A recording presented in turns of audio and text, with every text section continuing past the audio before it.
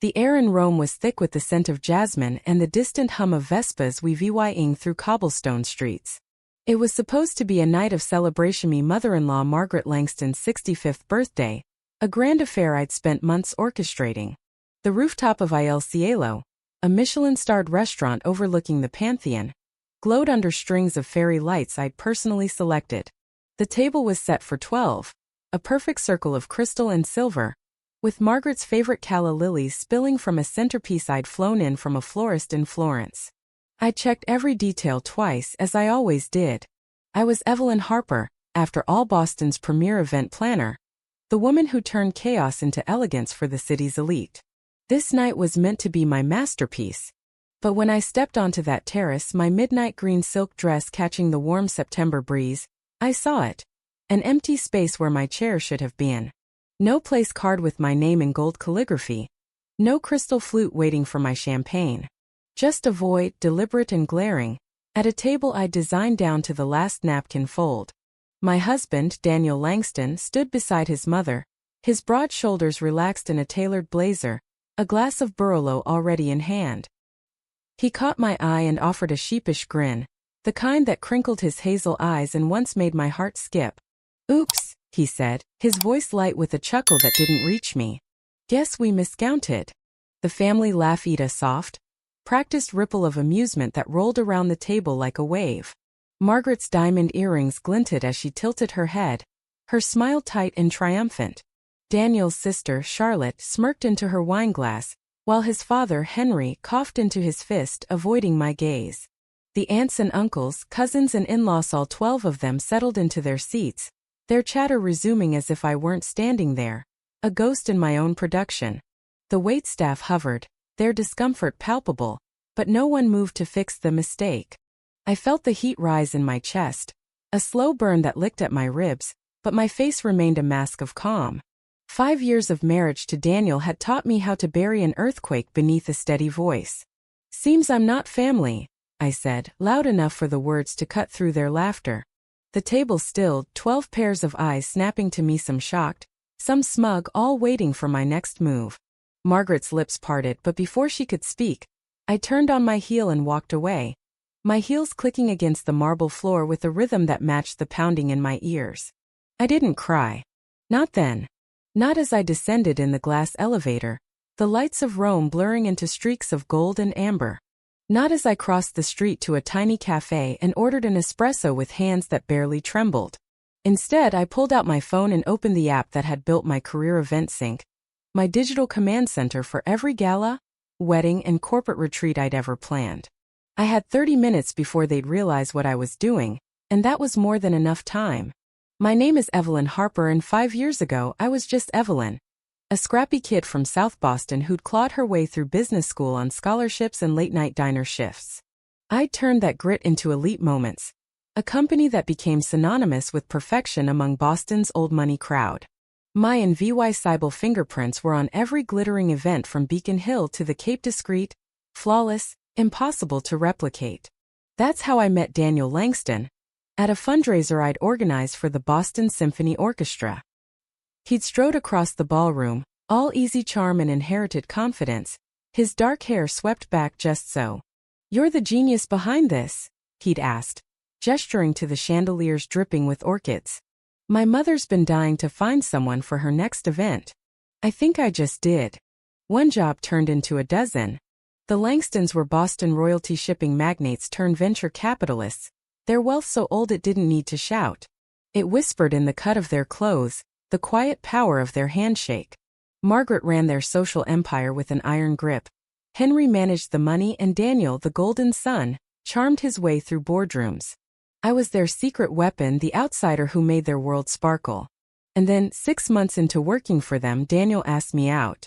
There were red flags, of course. Margaret's cool appraisal when Daniel introduced me as his girlfriend, her eyes lingering on my off-the-rack dress. The way Charlotte, his younger sister, giggled about my cute Dorchester accent. Henry's offhand remark at a dinner party. "Self-made, huh? That's so democratic." I ignored them because Daniel seemed different, warm, curious, unbothered by the pedigree I lacked. When he proposed a year later, Kneeling on a Nantucket beach with a ring that could have paid off my student loans twice over. I said yes, even though a voice in my head whispered that I'd never belong. Our wedding was the event of the season, naturally. Ascot, I planned it myself. A blend of my VY Shaun and Margaret's Demansiste. Paul's Cathedral, a reception at the Langston estate. A guest list heavy with senators and CEOs. I compromised on the flowers, lilies instead of peonies. Held firm on the band, live jazz over a string quartet. Daniel played mediator, but I noticed he never pushed back against Margaret's suggestions. After the honeymoon, the cracks widened. My ideas for their events were second-guessed, my invoices delayed, my success chalked up to a knack for parties, rather than a decade of hustle. Evelyn's so clever with these little details, Margaret would say, her tone dripping with condescension. Daniel would shrug later. That's just Mom. Don't take it personally. But it was personal and it festered. Margaret's 65th birthday in Rome was my chance to prove myself. A week-long extravaganza, private tours, a VY Neared lunch, a yacht day on the Amalfi Coast, and the grand dinner at Il Cielo. I threw myself into it, leveraging every contact from Boston to Tuscany. But then the anomalies started. Vendors called about unpaid deposits. I spotted a bank statement on Daniel's desk, overdrawn accounts, leveraged properties, a fortune bleeding out. He waved it off. Just a glitch with the overseas transfers. I used my company's credit line to cover the gaps, telling myself it was temporary. Then, the morning of our flight to Rome, I saw it. Daniel was in the shower, his phone buzzing on the counter. I never Snoopatrust was my currency, but something pulled me to the screen. A text from Lila. Can't wait to see you in Rome. Have you told her yet? Lila Moreau, Daniel's college sweetheart, the poised blonde Margaret adored, the one they'd all assumed he'd marry. I opened the thread, months of messages, plans for a life without me, and a bombshell. The baby's due in March. I screenshotted it all, sent it to myself, and erased the EVY Denke. My hand shook, but my face stayed blank as we boarded the plane. Rome was a golden haze when we landed at Fiumicino.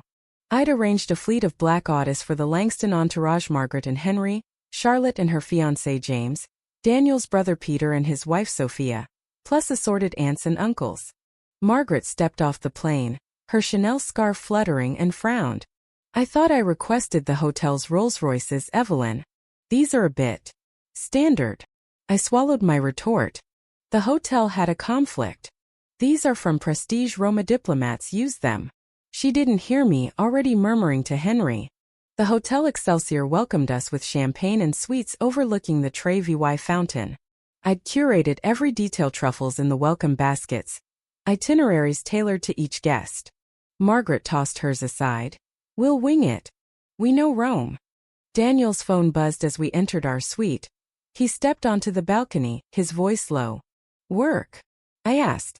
Just some portfolio stuff, he mumbled, eyes sliding away.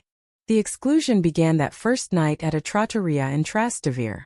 My seat was shoved to the table's edge, far from Daniel. The family traded stories of past Roman holidays I'd never joined, cutting me off when I spoke. Oh, Evelyn, we're doing a family thing tomorrow instead of the Sistine Chapel, Charlotte said breezily. Shopping? You'd hate it. Margaret smiled. Why don't you double-check the birthday plans? That's your forte. It escalated daily. Daniel vanished for breakfast with Dad. Leah Wying scribbled notes. The family slipped away for unannounced outings, their whispers halting when I neared. Dinner plans shifted to include old friends, who eyed me like a specimen. On day 3, I found Daniel's briefcase: Opina draft divorce agreement, dated weeks earlier, offering me a fraction of what I deserved, and a script for announcing our amicable split at Margaret's dinner. My stomach dropped, but I photographed it all, my mind racing. The morning of the birthday, I overheard Margaret at the hotel concierge. 12 seats, not 13. The seating chart is final. His wife won't stay, a family matter. My exclusion wasn't a fluke. It was the main event. I didn't confront Daniel. I planned. At Il Cielo, I arrived early, pristine in my green gown, inspecting every detail: the cake, the VW. Perfect. Back at the hotel, I joined the family in the lobby. Margaret air-kissed me. You look lovely, dear. Daniel's hand grazed my back in the elevator, a hollow gesture. The terrace sparkled as we arrived, the Pantheon aglow. The table gleamed, 12 chairs, 12 settings. Mine was gone. Margaret feigned surprise. Is something wrong? Daniel chuckled. Oops, guess we miscounted. The laughter followed. I stood tall. Seems I'm not family. Their smiles wavered. I'll see myself out, I said and left. At the cafe, espresso in hand, I dismantled their week. Emails to vendors, calls to the yacht captain, the VY Neared owner, the Tuscany VYLLA manager, cancellations flew.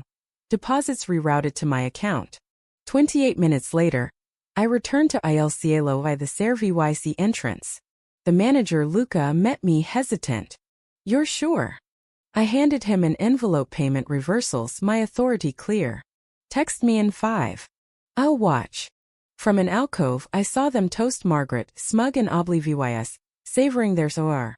Daniel's text rolled in. Where are you? Stop this. Mother's upset. I ignored him, texting Luca now. He approached Henry with a tablet.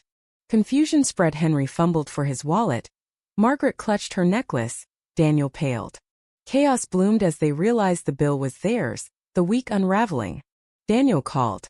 What the hell are you doing? He hissed. Seems I'm not family, I said. So I'm not paying. He begged. Fix this. I can explain, Vanessa. I know about the baby, the accounts, the fraud. Enjoy dinner. I hung up. I stepped forward. How dare you? Margaret spat. I learned from you, I replied. A public exit, just not yours. Henry blustered. You had no right. Every right, I countered. It's my name on the contracts. I faced Daniel. The IRS will love your offshore accounts. Their faces blanched. I walked out free. The next day, I flew first class to Boston, Leah VYing the Langston scrambling. They paid with Margaret's jewelry. Their reputation fraying as vendors gossiped. Messages flooded my phone, threats, please. I ignored them, forwarding EVY Dinke to my lawyer. The Boston Globe soon hinted at Langston financial woes. Daniel showed up at my new apartment broken. The SEC's investigating. Come home. I laughed. That's your mess. He offered a deal, money for silence. I want truth, I said and sent him away. The scandal grew, clients fled. Margaret stepped back from boards. Daniel married Lila quietly.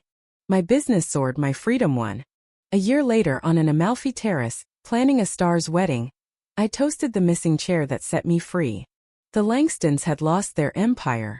I'd found mine. If you were the one in this story, how would you react? Would you stand up and fight back, or accept the unreasonable pressure and control from the HOA? Share your thoughts in the comments below. And don't forget to subscribe, like, and share this VY Deo with more people.